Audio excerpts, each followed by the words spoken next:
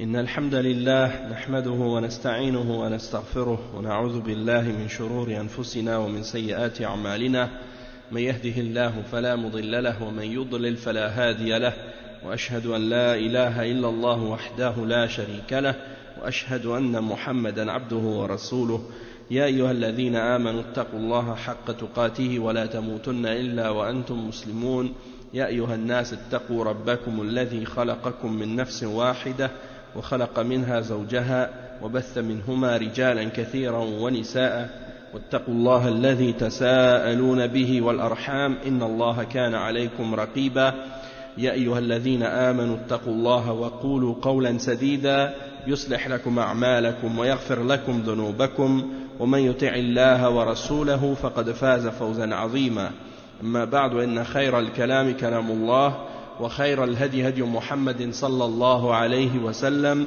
وإن شر الأمور محدثاتها وكل محدثة بدعة وكل بدعة ضلالة وكل ضلالة في النار أما بعد. On commence aujourd'hui le cours numéro 70 dans l'explication du livre Al-Kaba'ir écrit par le Cheikh Mohammed ibn Abdul Wahhab rahimahullah avec les explications de Cheikh Salih al-Fawzan.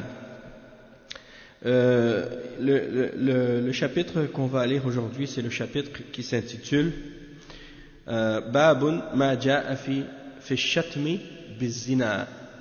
Babu ma ja'a fi shatmi biz-zina. C'est-à-dire le fait d'accuser quelqu'un de zina ou d'insulter quelqu'un en disant qu'il a fait le zina. Et ça ressemble beaucoup au chapitre qu'on a fait il y a quelques mois sur le sujet de Al-Qadf al-Muhsanat. Qadf al-Muhsanat, c'est-à-dire de lancer des accusations contre les femmes chastes ou contre des hommes chastes, d'adultère ou de fornication ou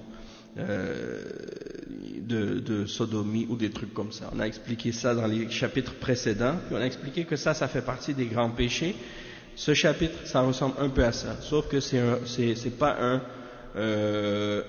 pas un chapitre qui est très long, c'est un chapitre qui est résumé sur cette question puisqu'on en a déjà parlé. Donc, le cheikh il explique et il dit Babun ma ja'a fi ash-shatm biz-zina an Abi Hurairah radiyallahu anhu marfu'an man qadhafa mamlukahu biz-zina yuqamu alayhi al-hadd yawm al-qiyamah illa an yakuna kama qala. Donc ça c'est rapporté par Al-Bukhari et Muslim. Et c'est selon Abi Hurairah radiyallahu anhu, il dit celui qui accuse son esclave d'avoir fait le zina, eh bien on va appliquer une peine pour lui au jour de la résurrection, excepté si il était tel qu'il l'a dit, c'est-à-dire si c'était le cas. Le cheikh il explique, Cheikh Al-Fawzan il explique et il dit وَمِنَ الْأُمُورِ الَّتِي حَرَّمَهَا اللَّهُ عِرْضَ الْمُسْلِمِ وأن لا يظن به إلا الخير فالله حرم عرض المسلم وماله ودمه والعرض هو ما يقبل المدح والذم وهو أعز عند المسلم من المال فإنه إن سرق أو ضاع ماله فهو يرجو أن يعوضه الله أما العرض فلا يعوض إن ضاع أو انتقص يقول الشاعر أصون عرضي بمالي لا أدنسه لا بارك الله بعد العرض بالمال أحتال للمال إن أودى فأجمعه وليت للعرض إن أودى بمحتالي. Donc il explique le cheikh que parmi les choses que Allah subhanahu wa ta'ala a rendues sacrées et qu'il a interdit, c'est l'atteinte à l'honneur et l'atteinte à l'honneur du musulman. Et il dit que on ne doit pas penser d'un musulman excepté du bien. Et donc Allah subhanahu wa ta'ala a interdit l'honneur et il l'a rendu sacré, de même qu'il a rendu, comme il a rendu sacré ses biens et son sang. Il dit la définition de l'honneur, qu'est-ce qu'on appelle l'honneur en français, c'est la traduction de al-ird, et al-ird c'est ce qui peut être glorifié ou blâmé, et c'est la chose la plus précieuse et la plus chère pour le musulman. Et c'est plus cher pour lui et plus précieux pour lui que l'argent. Si on lui vole son argent, si on te vole ton argent, ou si tu perds ton argent, tu espères que Allah te remplace cet argent que tu as perdu. Tandis que si tu perds ton honneur, il n'y a rien qui peut te le remettre ou te le remplacer. Hein? Et c'est pour ça que, même les Arabes dans leur poésie, ils mentionnaient cette chose-là. Ils disaient comme en voulant dire que si je perds mon argent, ou si on me vole mon argent, je peux le retrouver, ça peut être remplacé. Tandis que si je perds mon honneur, hein, il n'y a pas de remplacement pour ça. Et des choses dans ce sens-là. Et donc, il dit ensuite, فَعِرْضُ الْمُسْلِمْ حَرَامٌ كَحِرْمَةِ مَالِهِ وَدَمِهِ وَالْقَذْفُ بِالْفَاحِشَةِ سواء بالزنا أو اللواط اعتداء على الأعراض وهو كسائر الذنوب حيث رتب الله سبحانه وتعالى على قذف المسلم الحد وهو عقوبة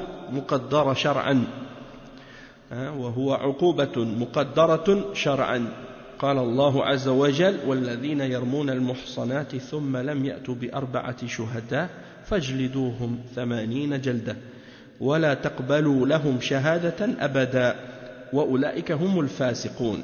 Donc le cheikh explique que l'honneur du musulman c'est sacré, de même que comme ses biens, comme son sang, et d'insulter ou d'accuser quelqu'un de turpitude ou de péché comme le zina, ou de l'accuser de sodomie ou des choses de ce genre, ça c'est une attaque contre l'honneur de quelqu'un et contre sa dignité, et ça fait partie donc des grands péchés comme les autres péchés. Et Allah subhanahu wa ta'ala, il a même établi comme conséquence pour ce péché-là une peine sévère dans la charia, hein? Et c'est mentionné dans le verset 4 dans Surat An-Nur, dans le verset de Surat An-Nur, le verset 4, Allah subhanahu wa ta'ala dit, et ceux qui lancent des accusations contre les femmes chastes, hein? Et c'est pas spécifique à la femme, même si dans le verset on mentionne al-muhsanat au féminin, mais c'est pas seulement spécifique aux femmes, même un homme, s'il est chaste et qu'on lance contre lui des accusations, hein, contre son honneur, ça rentre également là-dedans. Donc celui qui lance des fausses accusations contre la chasteté, contre l'honneur de quelqu'un, et qui n'amène pas 4 témoins pour supporter ce qu'il prétend, et bien dans ce cas-là, Allah subhanahu wa ta'ala dit par la suite, alors donnez-leur 80 coups de fouet, et n'acceptez d'eux aucun témoignage par la suite. Hein? N'acceptez plus jamais aucun témoignage de leur part par la suite, et ceux-là sont les pervers, sont les pécheurs. Donc, c'est pour dire que l'honneur du musulman, elle a un prix très cher, et que si quelqu'un porte atteinte à cet honneur, eh bien, la personne qui le fait et qui n'a pas de preuve, hein, eh bien, elle sera punie. Et la peine pour ça, dans la charia de l'islam, dans un pays musulman, lorsque la personne est amenée devant un juge dans le tribunal et que on lui demande d'amener ses preuves pour supporter ses accusations, puis que la personne en question n'a pas de témoins, n'a pas 4 témoins, eh bien, c'est elle qui va être punie. Et elle va être punie. Et la peine, ce sera qu'elle devra recevoir 80 coups de fouet. Hein? Donc, c'est pas quelque chose qu'on prend à la légère. C'est quelque chose qui est grave. Et le cheikh dit, فالقاذف تترتب عليه 3 عقوبات. أولها الجلد. حيث يضرب ظهره وجلده بالسياط. الثاني أنه لا تقبل له شهادة أبدا. والثالثة أنه يوصف بالفسق، أي بالخروج عن طاعة الله سبحانه وتعالى، هذا في الدنيا. أما في الآخرة فقد توعدهم الله بقوله إن الذين يرمون المحصنات الغافلات المؤمنات لعنوا في الدنيا والآخرة ولهم عذاب عظيم يوم تشهد عليهم ألسنتهم وأيديهم وأرجلهم بما كانوا يعملون. يومئذ يوفيهم الله دينهم الحق ويعلمون أن الله هو الحق المبين. Donc ici le cheikh il explique, parce que c'est pour dire que ces questions-là, ces choses-là, c'est pas pour être basé sur des rumeurs, hein, dans le sens que les gens c'est ça ce qu'ils font. Le danger dans l'accusation qui est lancée sans preuve et sans témoin, c'est que ça devient par la suite des rumeurs. Puis ces rumeurs-là, elles circulent. Et les rumeurs, ça fait beaucoup de tort à quelqu'un. Hein? Et ça, c'est haram de faire circuler ce genre de rumeurs. Mais une fois que les rumeurs sont lancées, c'est dur de les faire cesser par la suite. Hein? Et ça, souvent, c'est l'attitude des hypocrites qui utilisent cette méthode pour salir l'honneur des gens. Ils font circuler des rumeurs. Et c'est pour ça que Allah subhanahu wa ta'ala, il a établi à ce sujet-là des peines et des punitions pour éviter que le musulman soit justement sali dans sa réputation et dans son honneur. Et donc il dit que pour la personne qui lance des accusations de ce genre, il y a donc dans le verset 3 punitions qui sont mentionnées. C'est pas seulement les 80 coups de fouet. Le cheikh il dit la première c'est les 80 coups de fouet. La personne sera frappée, son dos va être fouetté. La deuxième peine c'est quoi? On n'acceptera plus jamais de lui un témoignage en cours. C'est-à-dire il ne pourra pas être un témoin au tribunal dans une plainte ou dans quelque chose quelconque, lorsqu'il devra ou lorsqu'on voudrait par exemple un témoin, lui il ne peut pas se présenter comme témoin, son témoignage ne sera pas accepté. Et troisièmement, on va le décrire comme une personne qui est perverse, c'est une personne qui fait le péché, qui est dans le péché. Et il explique et il dit, c'est-à-dire que le fisq en arabe, ça veut dire de sortir de l'obéissance d'Allah. Donc c'est quelqu'un qui est sorti de l'obéissance d'Allah, et ça c'est la punition dans la dunya, c'est-à-dire dans cette vie d'ici-bas. Mais dans l'au-delà, Allah subhanahu wa ta'ala l'a également menacé d'un autre châtiment également. Hein? Et comme Allah subhanahu wa ta'ala a dit, wala adabul akhirati akbar, le châtiment de l'au-delà il est plus grave encore, plus dur. Et il dit dans le verset de 23 à 25 dans Surat An-Nur, ceux qui lancent des accusations contre les femmes chastes et innocentes et insouciantes et croyantes, ils seront maudits dans cette vie d'ici-bas et dans l'au-delà. Donc ils vont avoir sur eux la malédiction d'Allah. Et les ulama ont expliqué que al-la'na, ça signifie qu'ils seront éloignés de sa miséricorde. Hein? Donc ils seront éloignés de la miséricorde d'Allah dans cette vie d'ici-bas et dans l'au-delà, et ils auront un châtiment énorme. Et le jour où leur langue, leurs mains ainsi que leurs jambes vont témoigner contre eux de ce qu'ils faisaient. Donc même les membres de leur corps vont témoigner contre eux et vont parler ce jour-là. Et donc ce jour-là, on va les rétribuer et on va leur remettre ce qu'ils ont mérité. Et Allah subhanahu wa ta'ala va les juger selon ce qu'ils méritent et selon ce qu'ils ont fait, et Allah subhanahu wa ta'ala ils sauront ce jour-là que c'est lui la vérité claire. فاحترام أعراض المسلمين والستر عليهم ودعوتهم إلى التوبة والإصلاح من الأمور التي رغب فيها الإسلام، ودعت الشريعة إلى الالتزام بها والتشديد على مراعاتها، فلا يجوز أن يرمى المسلم بفاحشة حتى وإن وقعت منه، إذ الأصل في ذلك أن يستر عليه ويدعى إلى التوبة لا أن يكشف أمره. Donc le cheikh il dit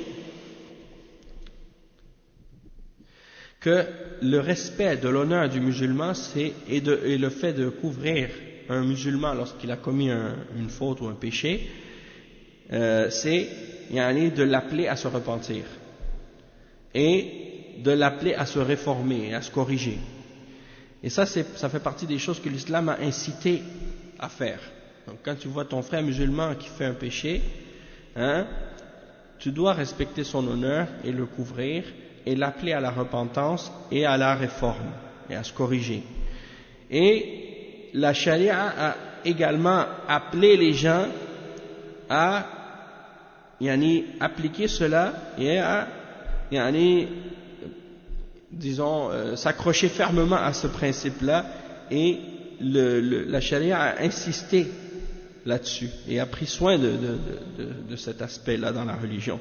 Donc il n'est pas permis d'accuser un musulman d'une turpitude, même si il a réellement fait cette turpitude, ou même si elle a réellement fait ce péché-là. C'est-à-dire que, supposons que la personne en question, elle a commis le péché et tu l'as vu faire le péché. Et dans le verset en question, par exemple, ça dit de ramener 4 témoins. Supposons que tu n'avais pas 4 témoins, tu l'as vu et tu étais tout seul. Même si tu l'as vu et tu étais tout seul, c'est pas suffisant. Tu dois avoir 4 témoins. Donc, qu'est-ce que tu fais dans ce cas-là? Tu lui donnes la nasiha, et tu le couvres. Tu le couvres et tu l'incites à craindre Allah et à se repentir et à se réformer. D'accord? Parce que si tu vas le dénoncer, c'est toi qui vas être puni. Donc tu ne dois pas diffuser cette information-là ou cette chose-là. لأنه لا بد له في هذه الحالة من أن يأتي بالشهود دليلا على صحة كلامه. Parce que dans cette situation-là, il doit ramener les témoins, les 4 témoins, comme preuve de la véracité de sa parole. وإلا فيجلد 80 جلدة. Sinon, il sera fouetté de 80 coups de fouet. Et le but de ça, c'est pourquoi? C'est pour préserver l'honneur des musulmans. Que même si la personne est coupable d'une turpitude ou d'un péché, c'est pas quelque chose qui doit être divulgué ou propagé dans la société. Aujourd'hui, qu'est-ce qui se passe souvent? Depuis qu'un péché, quelqu'un a été pris en flagrant délit dans un péché ou des choses de ce genre, les journalistes ou les médias, qu'est-ce qu'ils font? Ils prennent ça, ils mettent ça dans le journal. Ou bien ils mettent ça ils font un article, ils mettent ça à la télé ou bien sur Internet. Et ils accusent les gens d'avoir commis ces péchés-là. Pourtant, ils n'ont pas ramené de témoins. Ils n'ont pas ramené 4 témoins. Et ça, c'est qu'est-ce qui se passe par la suite? Les gens, ils voient ça. Les gens dans la société, ils voient ça. Puis ils disent, regardez, les gens font ça. Les gens, ils font des turpitudes. Donc, ça se propage dans la société. Après, les gens commencent à trouver ça normal. Et vous voyez que souvent, les péchés dans la société, c'est comme un genre d'escalade. C'est comme si on dirait que quelqu'un fait quelque chose de grave, ils le mettent dans les médias, après les gens disent, regarde, quelqu'un a fait ça, subhanallah. Ils ne vont pas être étonnés par la suite de l'entendre, sauf si c'est quelque chose de plus grave qui se produit. Là, quelque chose de plus grave va se produire, là ils vont être étonnés encore. Mais là, ça fait monter encore la barre, encore un peu plus haut. C'est-à-dire la prochaine nouvelle, il faut qu'elle soit encore plus grave que celle-là pour pouvoir les étonner. Et ça monte, et ça monte, et ça monte, et ça monte, jusqu'à ce que, à la fin, là, les gens, ils sont plus étonnés par rien du tout, et puis ils trouvent tout comme étant normal. Et parfois des péchés qui étaient cachés, ou que personne ne connaissait dans la société, des gens innocents, ils ne connaissent pas ça, ils ne connaissent pas le mal, et là ils entendent parler de ça, et là ils réalisent que ces choses-là se produisent, et des fois, l'affaire elle est agrandie, ou ils vont penser que c'est propagé alors que peut-être c'était une chose qui était limitée à quelques personnes seulement. Mais eux, ils vont par la suite penser que c'est quelque chose qui est répandu et qu'il y en a beaucoup comme ça dans la société. Donc, ça fait que la turpitude se propage, et il y a un chapitre qui va suivre plus loin dans le livre qui justement parle de ce sujet-là, le fait de propager la turpitude dans la société, que ça aussi ça fait partie des kaba'ir. C'est pas obligé, même s'ils sont 4 qui ont vu, c'est pas obligé qu'ils le dénoncent. Qu'est-ce qui est obligé pour eux? C'est de lui donner la nasiha, et de l'appeler à se repentir. Mais en général, la charia, la raison pour laquelle elle a établi cette règle de 4 témoins, c'est parce que quand ça arrive à 4 témoins, ça veut dire que la personne, elle a fait ça en public. Elle a fait ça aux yeux des gens. Et ça veut dire que c'est devenu maintenant quelque chose qui est banal, ou quelque chose qu'ils prennent ça à la légère, ça veut dire. Ils ne se sont pas cachés pour faire le péché. Alors en général, quand ça arrive à 4, c'est rare que, disons que ça va rester là. Habituellement, ça veut dire que c'est devenu grave. Tu vois? Et en général, c'est sûr qu'il y aura des représailles contre la personne qui a fait ça.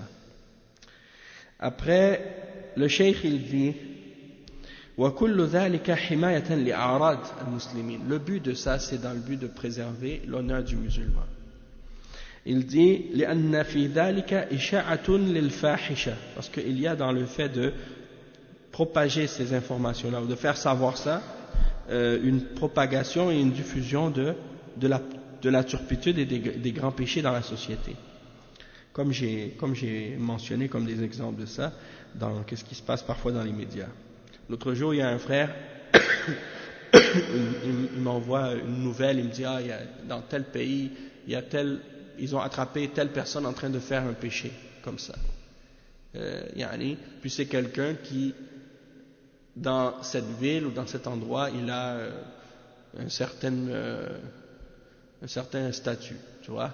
Donc, surtout c'est comme quelqu'un qui a un statut comme religieux. Donc, les médias ont pris l'affaire, ils l'ont mis dans l'internet, ils l'ont diffusé et ils ont filmé la personne. La personne accusée. Les personnes accusées, ils les ont filmées puis ils ont montré leur image. Donc c'est pour dire que est-ce qu'ils ont produit 4 témoins? Non, ils n'ont pas produit 4 témoins qui les ont vus faire le péché en soi. Peut-être qu'ils sont rentrés dans une pièce et ils les ont vus ensemble et ils ont dit ils étaient en train de faire la turpitude, mais ils les ont pas vus faire la turpitude elle-même. Et ils ont déduit qu'ils l'avaient fait.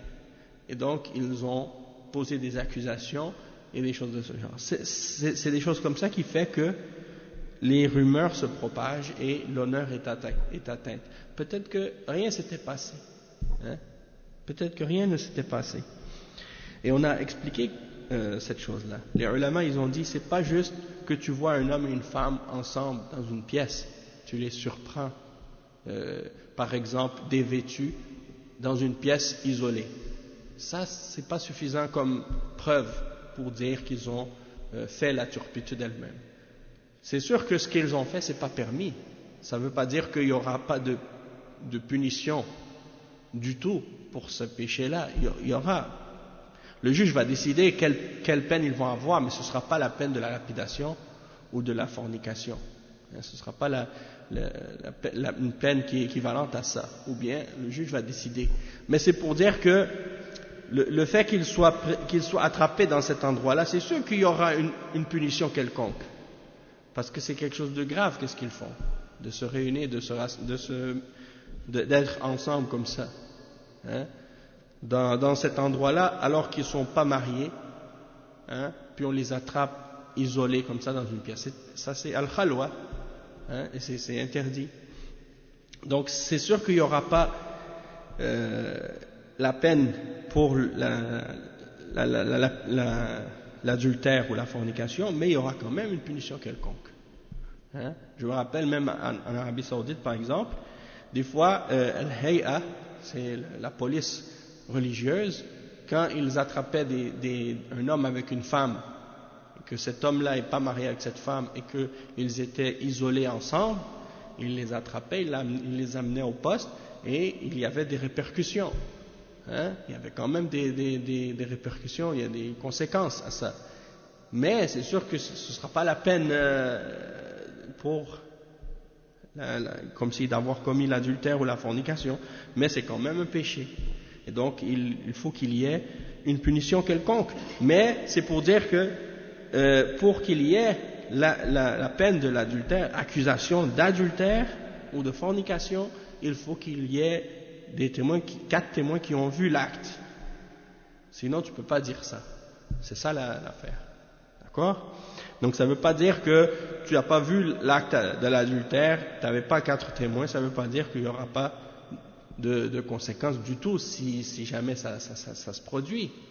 Hein? Mais ça veut dire quand même que ce ne sera pas le même degré de punition. Et il mentionne justement le verset dont j'ai mentionné par rapport à la diffusion de la turpitude dans la société. C'est le verset 19 dans Surat An-Nur, dans lequel Allah subhanahu wa ta'ala il dit إن الذين يحبون أن تشيع الفاحشة في الذين آمنوا لهم عذاب أليم في الدنيا والآخرة والله يعلم وأنتم لا تعلمون. Ceux qui aiment que la turpitude soit diffusée parmi les croyants, ils auront un châtiment douloureux dans cette vie d'ici-bas et dans l'au-delà, et Allah sait et vous ne savez pas. Donc le cheikh il dit ensuite إنما يشيع الفاحشة يعني في المسلمين أهل النفاق. Ceux qui diffusent la turpitude parmi les musulmans, ce sont les gens de l'hypocrisie, les gens du nifaq. Et ça c'est quelque chose qu'on voit à notre époque, en particulier dans certains pays musulmans. S'il y a des musulmans qui commettent des péchés, ils en parlent dans les médias, ils diffusent ça, hein, ou bien ils propagent ça sur les réseaux sociaux ou des choses de ce genre. Et pourquoi?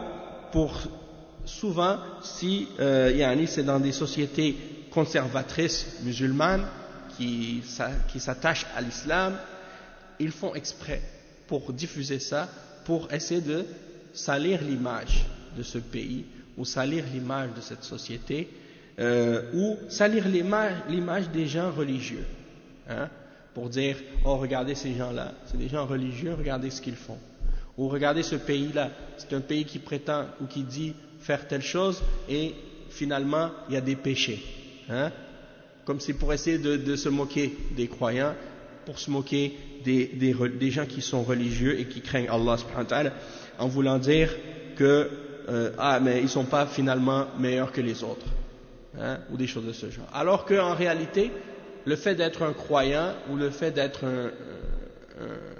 un serviteur d'Allah, hein, ça ne veut pas dire qu'on est parfait. Ça ne veut pas dire que on ne peut pas tomber dans le péché. Donc pourquoi tu veux agir de cette manière, que tu vois les musulmans ou un musulman qui commet un péché, donc tu veux le diffuser pour salir l'image des croyants et dénigrer les croyants et les accuser de l'hypocrisie. Le fait de diffuser ces informations-là, ça c'est de l'hypocrisie. Ça fait partie des actes et des comportements des gens de l'hypocrisie. Parce qu'après, c'est les koufars qui reprennent ces informations-là, puis qui les diffusent à leur tour dans leurs médias pour dire aux autres koufars, regardez ce que font des musulmans dans tel pays. Hein? Donc c'est qui est-ce qui aide ces koufars à faire ça? C'est des gens, des musulmans, des gens qui se disent musulmans dans les pays musulmans, qui sont justement des munafiqin, hein?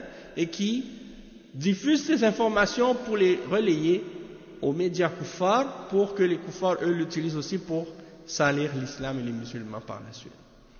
Allah al-Musta'an. Donc le cheikh dit wa amma al-mu'min fa innahu yakrahu dhalika li nafsihi wa li akhihi wa li mujtama'ihi. فالأصل أن تخفى الجريمة ولا يعلن عنها إلا في حدود ضيقة.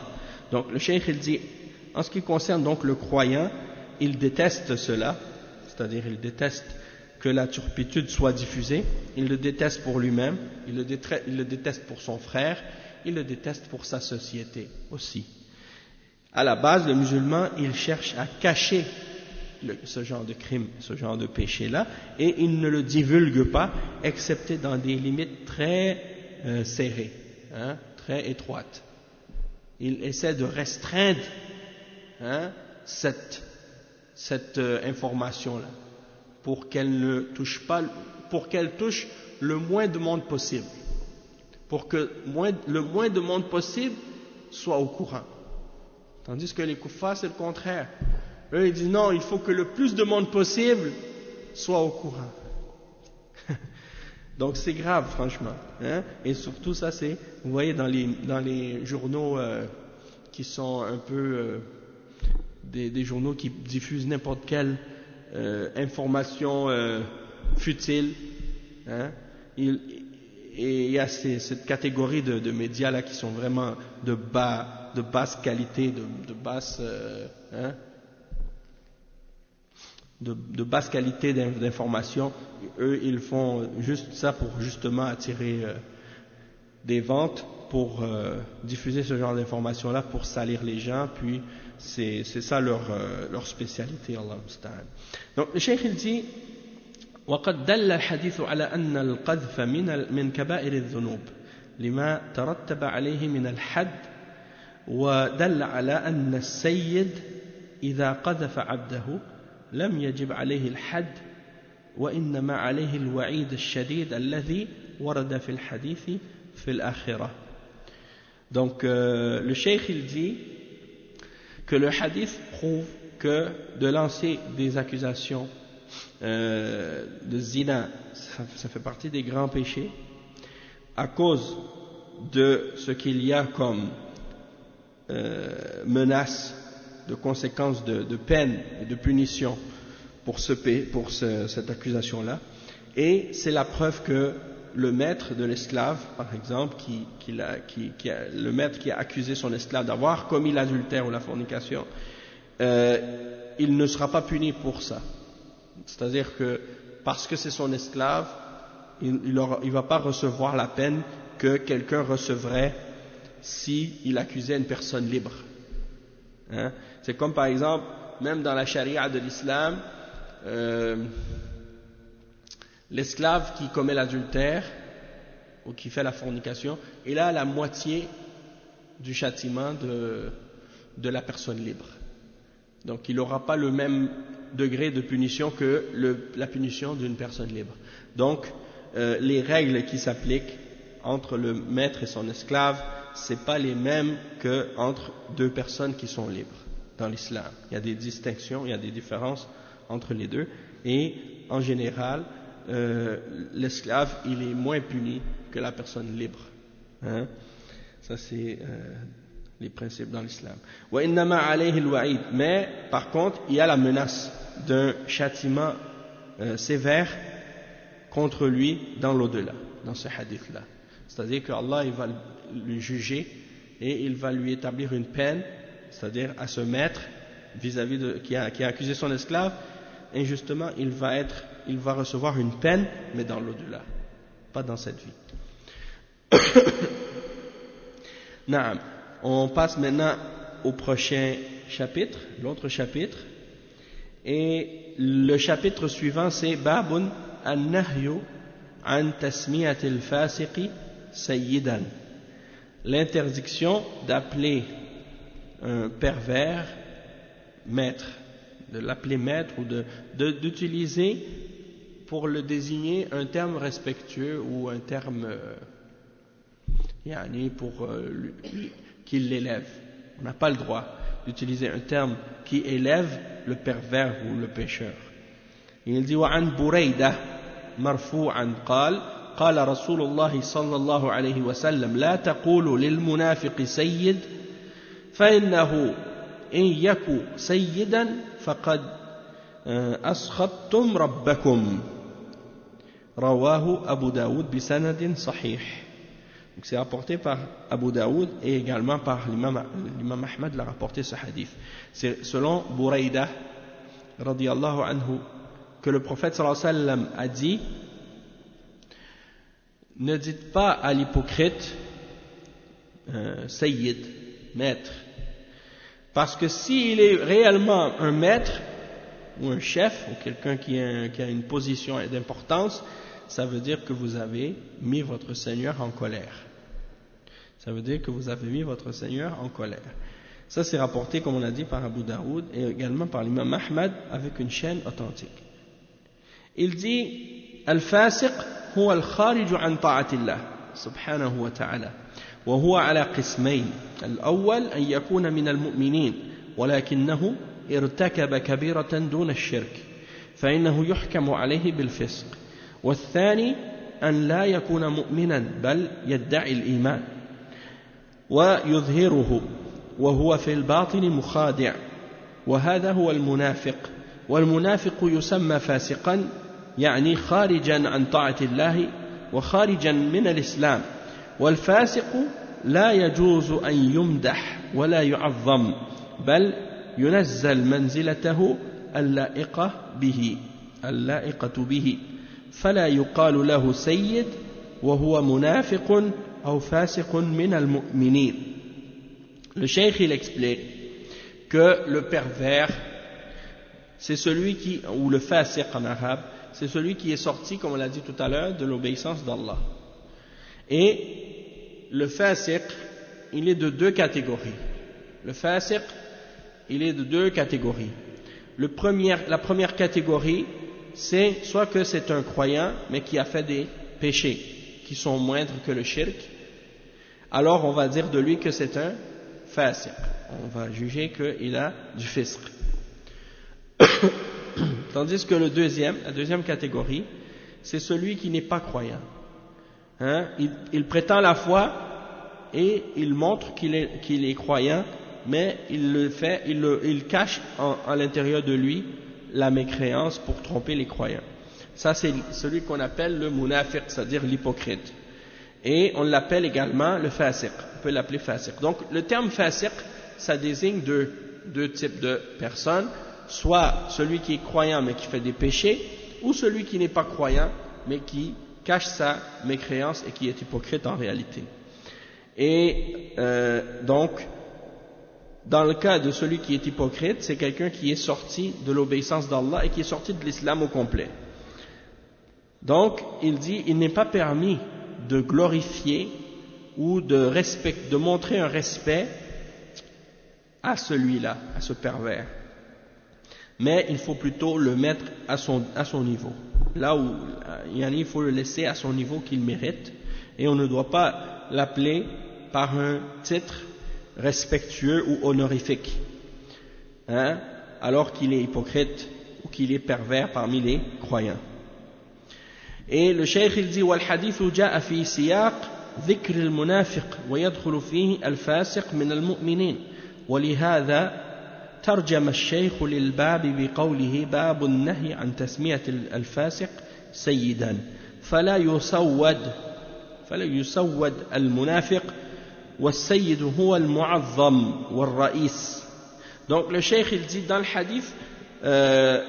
hadith il mentionne l'hypocrite et on peut faire rentrer dans ça celui, parce que dans le hadith on mentionne le terme munafiq, c'est-à-dire l'hypocrite, mais on peut également inclure là-dedans le pécheur parmi les croyants. Et le pécheur, c'est pas juste quelqu'un qui a commis un péché, mais c'est celui qui fait un péché et qui le montre ouvertement, qui pêche ouvertement sans gêne. C'est lui qui est un fasiq. Et le cheikh il explique que donc ça parle du munafiq dans le hadith, mais on peut inclure également celui qui est pervers parmi les musulmans, parmi les croyants. Et le cheikh il dit c'est pour ça qu'il a utilisé comme titre pour ce chapitre le chapitre de l'interdiction d'appeler le fasiq sayyid. Et donc il dit on n'a pas le droit de prendre un hypocrite et de lui donner un titre respectueux ou honorifique ou de lui donner une position d'autorité ou de respect. Donc le sayyid en arabe, sayyid, celui qui est respecté, celui qui est un chef ou un chef ou quelqu'un qui est président ou chef ou maître ou quelqu'un qui est haut placé. En principe, on ne doit pas choisir ou donner à quelqu'un ce titre-là ou cette position-là sur les musulmans. Et il dit فَالْأَصْلُ أَنْ لَا يُوَلَّى فِي الْوَظَائِفِ وَالْمَنَاصِبِ الَّتِي تَجْعَلُهُ سَيِّدًا. Donc la base, c'est qu'il ne doit pas être donné ou être offert les emplois ou les postes ou les statuts qui vont faire de lui un chef ou un maître. لأن الله يغضب إذا رفع هذا الفاسق أو المنافق فوق المنزلة التي يستحقها. Parce que Allah subhanahu wa ta'ala, il se fâche lorsque ce pervers ou cet hypocrite est élevé à un degré au-dessus du degré qu'il mérite. لأن في ذلك تشجيعا لهم على هذه الجريمة أي جريمة الفسق والنفاق.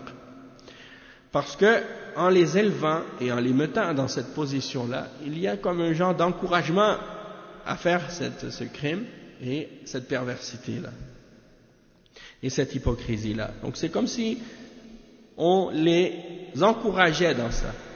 Donc il dit فلا ينبغي أن يمكنوا من التولي على أهل الإيمان والعقيدة لأنهم قد ينشرون الشر بين الناس ولأن فيه تغاضيا عن جرمهم وعن فسقهم وهذا يضر بالدين فلا يجوز مدحهم ولا يجوز أن يولوا المناصب التي لها شأن في المسلمين.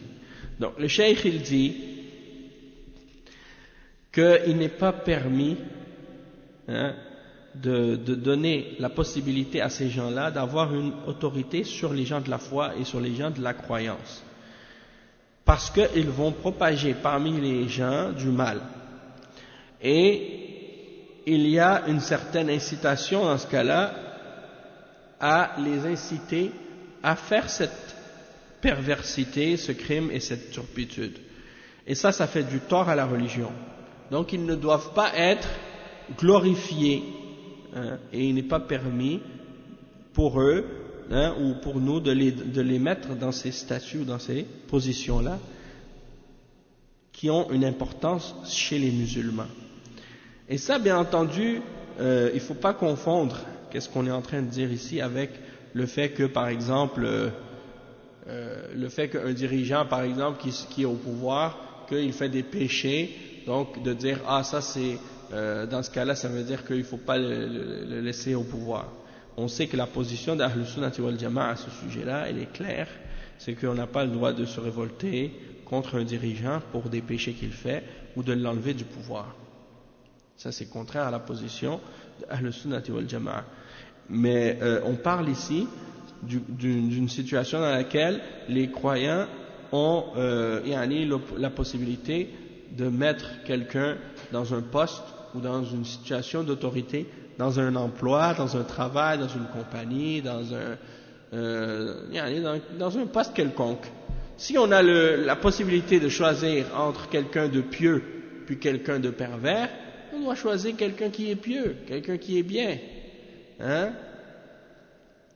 Mais si par exemple, dans une situation où le dirigeant il est un pécheur, dans ce cas-là, il faut être patient et suivre les principes que les ulama nous ont clarifiés au sujet de ça, c'est-à-dire de faire des doigts pour lui, pour qu'Allah le réforme, et d'essayer d'être patient et de lui obéir dans le bien. De lui obéir dans le bien. Parce que le prophète sallallahu alayhi wa sallam, il a mentionné plusieurs hadiths à ce sujet-là. Et on en a parlé, puis on va en parler parce qu'il y a un chapitre, pas un chapitre, mais il y a une partie du livre dans Kitab al-Kaba'ir qui parle que des questions qui ont rapport avec le dirigeant et comment on doit agir envers lui. Il y a un chapitre, par exemple, ici, Bab Ta'at al-Umara, un chapitre sur l'obéissance des dirigeants. Et ça, c'est dans un des chapitres qui sont les chapitres qui sont à venir.